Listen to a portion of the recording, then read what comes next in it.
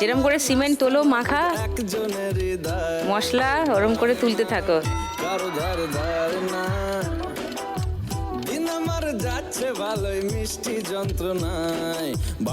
নিজের দিকে টানো, একসঙ্গে করো একসঙ্গে করো। খুন্তিটা নিচে ঢোকাতে হবে। হচ্ছে না, এক জায়গায় জড়ো করো। তোলার সময় ঝটকা মারবে, ঢোকানোর সময় আসতে।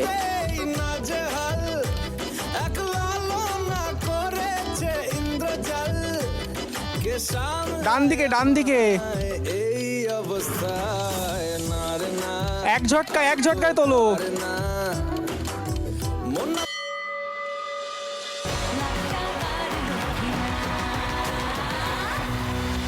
8টা 500 মানে 4000 এখানেই।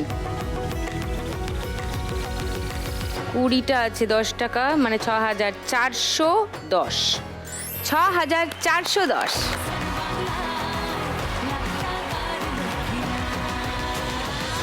এইবারে নিয়তিদির কাছে আসি। পাতা তোলাই তোমার কাজ। হ্যাঁ। কত বছর হলো এই কাজটা করছো? আমি প্রায় 25 বছর ধরে করছি। বিয়ে হওয়ার 3-4 বছর পরে থেকে করছি।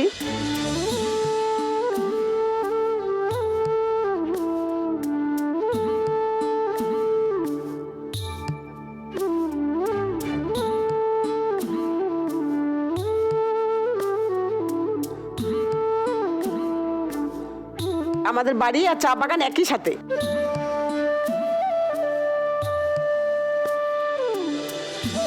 আমি 50 কেজি 55 কেজি পাতা নিয়ে আসি।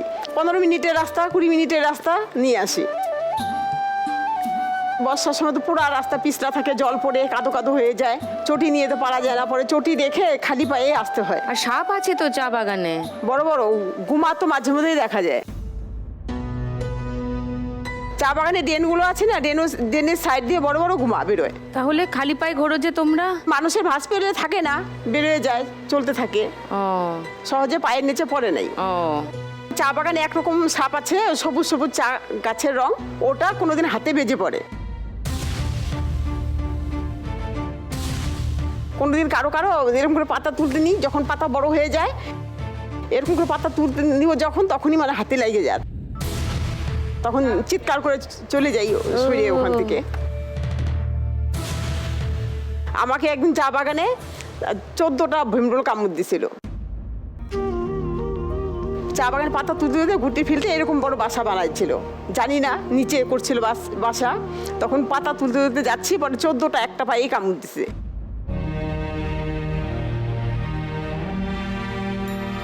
যেই জায়গাগুলো কামড় দিছে ওই জায়গাগুলো নীল হয়ে একদম ফোটা ফোটা হয়ে গেছে। তারপর ওভাবেই কাজ করছিলাম। পরে 10টার সময় যখন খেতে যাব, 10টায় ছুটি হয় বাগান খাওয়ার 1 ঘন্টা, 10টা থেকে 11টা, তখন খেতে গেছি বাড়িতে, তখন গিয়ে আর পা নিয়ে আমি উঠতে পারছি না, পা একদম ফুলে ব্যথায় নড়তে পারছি না। তখন আমার হাজব্যান্ড ডাক্তারের ডিসপেন্সারিতে নিয়ে আসলো, ওরা ধরে না, বলে কি না আমরা এই ওষুধ দিতে পারবো না, হসপিটালে নিয়ে যান, ওখানেই ব্যবস্থা করবে। এক ডাক্তারের কাছে গিয়ে মানে ডাক্তারের যে চেম্বার আছে ওখানে গিয়ে অনেক বলে টোলে তারপরে একটা ইঞ্জেকশন করলো আর ব্যথার ওষুধ দিল, পরে আরাম হয়েছে একটু।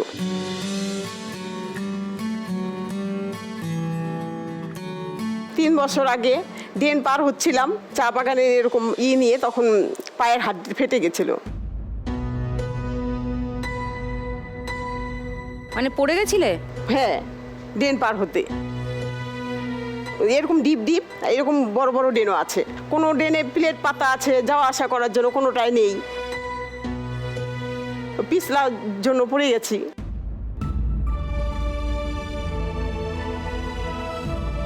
আমার তো প্রচণ্ড ব্যথা হয় রাত্রে, তবু আমি ওভাবেই কাজ করছি বাগানে, আবার বাড়িতেও করছি।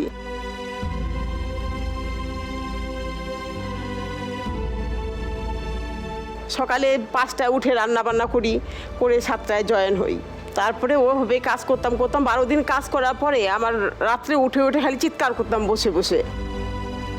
তখন উনি বলে আমার হাজবেন্ড আর কি বলে চলো তো কালকে যাই। পরে এক্সরে করতে গেলাম, এক্সরে করার পরে উনি রিপোর্ট বলে দেয়, বলে কি হাড্ডি ফেটে গেছে দেখুন এসে। তারপর 7 ওখান থেকে সেদিনই প্লাস্টার করলাম এসে। কত কেজি চা পাতা তুললে কত টাকা রোজগার হয় নিয়তিদি? 25 কেজি পাতা যদি ছিঁড়তে পারি তাহলে একটা হাজিরা মানে 215 টাকা। তারপরে 25 কেজির পরে বাড়তি পাতাটা যেটা তুলি সেটা 3 টাকা 60 পয়সা করে কেজি। তার মানে আমি একদিন পাতা 1.5 কুইন্টাল 2 কুইন্টাল করে হাতে তুলতে পারি। 1.5 কুইন্টাল 2 কুইন্টাল, কাটারি হলে 2.5 কুইন্টাল তুলতে পারি। আর যদি হাতে তুলি, এই যে হাত সব ফাটা, এই 4-6টা আঙ্গুলে আমি একদম কাপড় বড় বড় করে কাপড় কাটবো, কেটে কাপড় বেঁধে পরে পাতা তুলবো, নাহলে হাতের এগুলো ফেটে ফেটে একদম এগুলো দিয়ে রক্ত বেরোয়ে যায়। তারপরে এই 6টা আঙ্গুলের ন্যাকড়া বাঁধা থাকে, সমানে ফটাফট ছিঁড়তে হয় পাতা।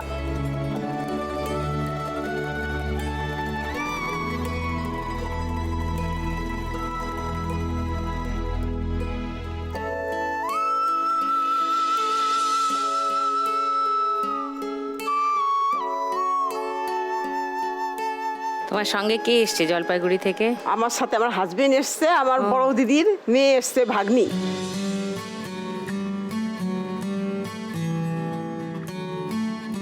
তো তুমি যদি আজকে 1 লাখ টাকা জিতে যাও নিয়তিদি, কি করবে?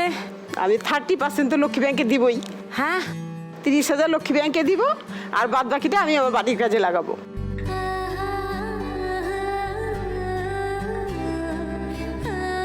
বাড়ির কাজে লাগাবে মানে? বাড়িতে একটা ঘর ঠিক নেই, ওই ঘরটা ঠিক করব। তো যার ঘর ভাঙা সে 30,000 টাকা অন্যের জন্য দিয়ে যাবে?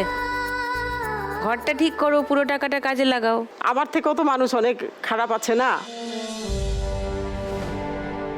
আমার তো কন্টিনিউ কাজ আছে, পার্মানেন্ট কাজ এটা। আমি যদি কাজে যাই, গিয়ে জয়েন হলে আমি 215 টাকা করে পাবো, ঠিক আছে? আর আমার থেকে খারাপ পরিস্থিতিতে যারা চলে তাদের জন্য আমি তো দেখি শোটা প্রতিদিন, তাদের যদি আমার টাকাটা কাজে লাগে আমি ওতে অনেক খুশি হব।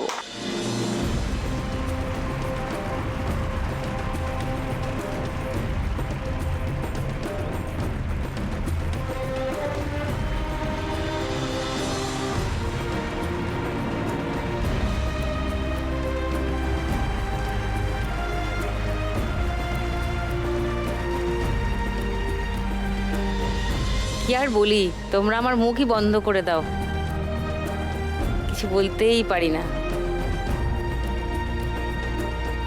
চলো ফার্স্ট রাউন্ডটা খেলি।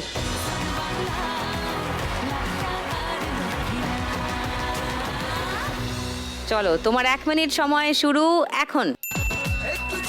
চলো, এক জায়গায় করো, নিচে খুন্তি দাও, তোলো তোলো এক ঝটকা মেরে।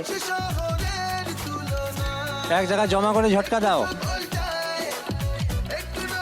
তোলো জোরে, হ্যাঁ, এক ঝটকা মারো, মারো ঝটকা, পড়ে যাবে না হলে। জমা করো, হচ্ছে না কিন্তু, জমা করো।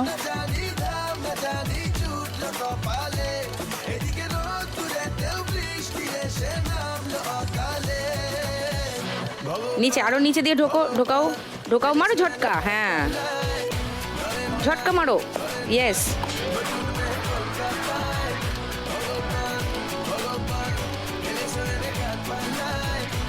সব তোমার পেটের কাছে চলে এলো টাকাগুলো।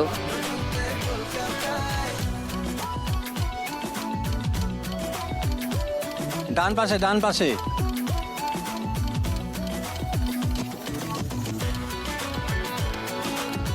হাত না, ঢোকাও, খুন্তি। নিচে ঢোকাও, নিচে।